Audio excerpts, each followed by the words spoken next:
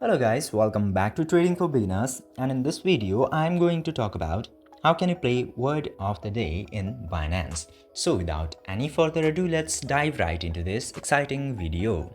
Now, in order to play that game, you just simply have to open Binance, and after that tap to this yellow Binance icon. And after tapping into there, you will get to see this more service button into recommended.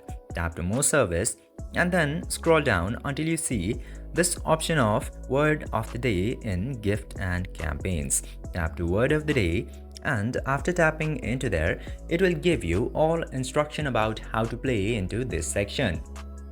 You just simply have to guess the words of the day in 6 tries.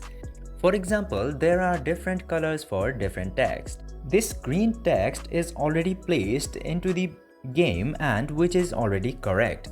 But the word which is in yellow is in the game already, but it is placed into the wrong place. And the words into the black box is what you have to guess and not placed into the word.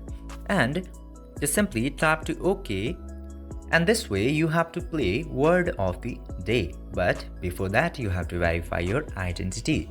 I hope this video was informative for you. If yes, don't forget to like, share and subscribe to the channel to never miss another update.